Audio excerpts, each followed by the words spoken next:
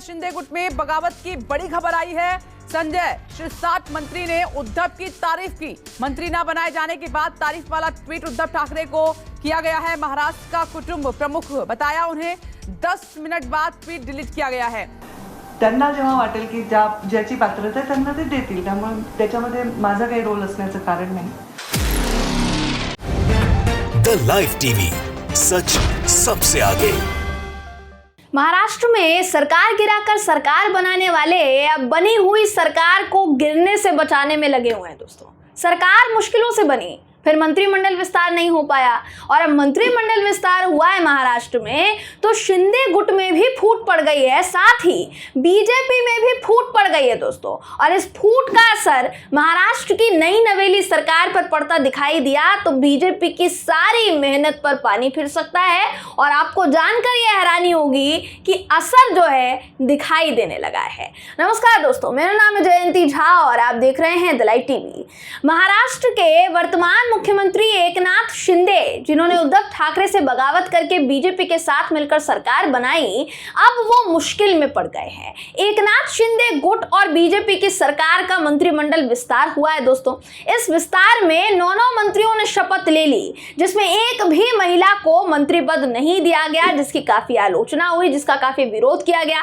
लेकिन जितने पुरुष नेताओं ने शपथ ली उनसे काफी नेतागण खफा है जिनको मंत्री पद नहीं दिया गया, जिनको मंत्री नहीं बनाया गया, जिसके चलते बगावती सुर अब बाहर निकल कर सामने आ रहे हैं। आपको मैं सबसे पहले तो न्यूज़ 24 का वीडियो दिखा देती हूं।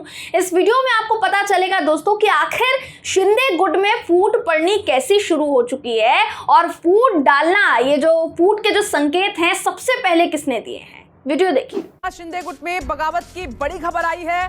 संजय शिरसाट मंत्री ने उद्धव की तारीफ की। मंत्री ना बनाए जाने के बाद तारीफ वाला ट्वीट उद्धव ठाकरे को किया गया है। महाराष्ट्र का कुटुंब प्रमुख बताया, उन्हें 10 मिनट बाद ट्वीट डिलीट किया गया है। संजय शिरसाट का ये ट्वीट है जिसमें वो साफ तौर पर उद्धव ठाकरे की तारीफ करते हुए नजर आ रहे हैं और बकायदा उन्होंने तस्वीर भी लगाई है। तो संजय शिरसाट ने शिंदे गुट में फूट के पहले संकेत दिए हैं। छोटे मोटे नेता नहीं है, वर्चस्व ज्यादा है, काफी सीनियर नेता हैं, वरिष्ठ नेता हैं, औरंगाबाद से 3 बार विधायक रह चुके हैं, लेकिन फिर भी मंत्रिमंडल विस्तार के समय उनका नाम किसी भी मंत्री पद के लिए नहीं दिया गया, जिससे वो नाराज हैं, खफा हैं और उन्होंने ये नाराजगी ट्वीट के जरिए जाहिर की है दोस्तों। उन्होंने उद्धव ठाकरे की तारीफ में ट्वीट किया और ट्वीट करते हुए उनको महाराष्ट्र का कुटुंब प्रमुख बता दिया। स्क्रीन पर सबसे पहले तो आपको एबीपी की खबर दिखा रही हूं। इस खबर के मुताबिक संजय शिरसाट ने ये ट्वीट करके 10 मिनट के अंतराल में 10 मिनट के बाद ही ये जो ट्वीट है डिलीट कर दिया। जब उनसे इस मामले में मीडिया ने सवाल पूछा, कारण पूछा गया कि ऐसा क्यों किया, तो उनका कहना था कि उस ट्वीट पर ज्यादा ध्यान ना दिया जाए, वो ट्वीट सिर्फ एक तकनीकी खराबी थी और बात को संभालते हुए वो बोले कि शिंदे गुट में सब कुछ ठीक है, सब खुश है, सब कुशल मंगल है। संजय शिरसाट वो नेता है दोस्तों जिन्होंने उद्धव ठाकरे को बागी तेवर दिखाते हुए एकनाथ शिंदे का साथ दिया था और ये चर्चा खूब जोरों पर थी कि एकनाथ शिंदे उनको मंत्रिमंडल में जगह जरूर देंगे, क्योंकि वो छोटे मोटे नेता नहीं है, वरिष्ठ नेता। मैं पहले ही बता चुकी हूँ, उन्हें मंत्री बनाया जाएगा ऐसा कहा जा रहा था, लेकिन ऐसा हुआ नहीं और इसकी वजह से संजय शिरसाट ना सिर्फ नाराज हुए बल्कि नाराजगी जाहिर करते हुए ट्वीट भी कर डाला और बयान भी दे चुके हैं कि मेरी नाराजगी स्वाभाविक है, मैं 38 साल से राजनीति में और मुझे मंत्री पद मिलना चाहिए था। हालांकि वो ट्वीट तकनीकी खराबी के कारण हुआ था। मैं कहीं नहीं जा रहा हूं, मैं जो बोलता हूं सीधे बोलता हूं, ये संजय शिरसाट साहब का कहना है। तो डैमेज कंट्रोल में कहीं ना कहीं वो जुट गए।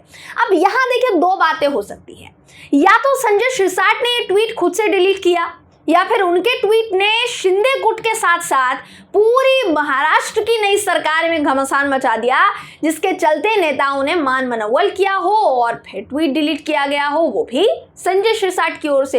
हालांकि सच क्या है वो अभी तो मालूम नहीं चला है, लेकिन अभी नहीं तो कल तो मालूम हो ही जाएगा दोस्तों। आज नहीं तो कल पता चल जाएगा। फूट के संकेत दिखते हैं तो असर भी दिखने लग जाता है, जो जल्द ही दिखाई दे सकता है। अब दोस्तों, जैसा मैंने आपको शुरुआत में ही कहा था, महाराष्ट्र की सरकार में शिंदे गुट ही फूट का शिकार नहीं हुआ है, बल्कि बीजेपी जिसने महाराष्ट्र में चोर दरवाजे से एंट्री करके उद्धव ठाकरे का पूरा खेमा गिरा दिया और उस सरकार गिरा डाली, उसके खेमे में भी बवाल मच गया है। और एक कद्दावर नेता की बेटी ने यह बवाल मचाया है, जो खुद बीजेपी की एक बड़ी और मंझी हुई नेत्री हैं, महाराष्ट्र की मंझी हुई नेत्री हैं, जिनका नाम महाराष्ट्र में भूलने जैसा बिल्कुल नहीं है। मैं बात कर रही हूं पंकजा मुंडे की, जिनका देवेंद्र फडणवीस से पहले से ही 36 का आंकड़ा चलता आ रहा है और अब तो बाकायदा एकनाथ शिंदे के मुख्यमंत्री बनने पर उन्हें बीजेपी महाराष्ट्र की राजनीति से भी साइडलाइन करने को तैयार बैठी है, ऐसा लग रहा है। स्क्रीन पर आपको इससे जुड़ी सत्य हिंदी की खबर इस वक्त दिखा रही हूं दोस्तों, जिस खबर के मुताबिक शिंदे सरकार में मंत्री ना बनाए जाने से पंकजा मुंडे बेहद नाराज चल रही हैं। पंकजा मुंडे ने नाराजगी जाहिर करते हुए कहा है कि शायद उनमें ही कैबिनेट में जगह पाने के लिए जरूरी योग्यता नहीं होगी, इसलिए उन्हें कोई मंत्री पद नहीं दिया गया। ये कहीं ना कहीं उनकी नाराजगी जाहिर करने का तरीका था। इसी के साथ साथ देवेंद्र फडणवीस पर निशाना साधते हुए वो ये भी कह गई कि जो उनके अनुसार योग्य होगा, जो उनके अनुसार यानी देवेंद्र फडणवीस के अनुसार जो योग्य होगा, उसे कैबिनेट में शामिल किया जाएगा। मैं अपने स्वाभिमान को बनाए रखते हुए अपनी राजनीति करने की कोशिश करती हूं। तो पंकजा मुंडे का मानना है कि अगर उन्हें मंत्रिमंडल में जगह नहीं दी गई तो उसके जिम्मेदार उप मुख्यमंत्री देवेंद्र फडणवीस हैं। इसके अलावा दोस्तों पंकजा मुंडे को जून में, अगर आप बात करेंगे कि साइडलाइन कैसे किया जा रहा है, तो जून में जो विधान परिषद चुनाव हुए थे उसमें भी उम्मीदवार उनको नहीं बनाया गया था, कोई जिम्मेदारी नहीं दी गई थी, जबकि देवेंद्र फडणवीस की सरकार में पंकजा मुंडे बाकायदा कैबिनेट मंत्री रह चुके हैं। पर अगर आप पंकजा मुंडे और देवेंद्र फडणवीस के बीच की इस तकरार की बात करेंगे तो ये पहली दफा नहीं है, या फिर यूं कह लीजिए कि ये दुश्मनी ताजी दुश्मनी नहीं है। पंकजा मुंडे और देवेंद्र फडणवीस के बीच जो तकरार है ना दोस्तों, 2014 से ही ये 36 का आंकड़ा अभी तक बरकरार है। 2014 में जब मोदी जी प्रधानमंत्री बने थे, गोपीनाथ मुंडे का निधन हो गया था। उस वक्त जो विधानसभा चुनाव हुए थे महाराष्ट्र में, उसमें बीजेपी ने जीत दर्ज करने के बाद देवेंद्र फडणवीस को मुख्यमंत्री बना दिया था, जबकि देवेंद्र फडणवीस की जगह पंकजा मुंडे मुख्यमंत्री बनने की चाहत रखती थी। दुश्मनी की शुरुआत यहीं से हुई, फिर पंकजा को बिल्कुल साइडलाइन करना शुरू कर दिया, प्रदेश अध्यक्ष भी उनको नहीं बनाया गया। अब यहाँ पंकजा मुंडे को इस बार भी पार्टी ने इसी तरह से नाराज कर दिया है, लेकिन ये नाराजगी बीजेपी के लिए आसान नहीं होने वाली है दोस्तों, बल्कि और इनको मुश्किलों में डालने वाली है, क्योंकि पंकजा मुंडे की अगर आप बात करेंगे तो 40% ओबीसी समुदाय में अपने पिता के बाद, गोपीनाथ मुंडे के बाद वो पैठ रखती हैं। इसलिए अगर पंकजा नाराज हुई तो बीजेपी के हाथ से ये 40% ओबीसी समुदाय का कार्ड जो है वो छिन जाएगा।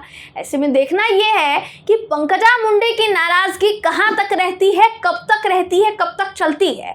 बाकी शिंदे गुट में क्या फटे हाल चल रहे हैं, ये तो जग जाहिर होता ही चला जा रहा है। ऐसे में महाराष्ट्र की नई सरकार पर खतरे के जटिल संकेत हैं, जिन्हें हल्के में बिल्कुल नहीं लिया जाना चाहिए। बहरहाल दोस्तों, इस खबर पर आपकी राय क्या है, कमेंट करके ज़रूर बताइएगा। वीडियो अगर आपको पसंद आया हो तो वीडियो को लाइक और शेयर करना ना भूलें।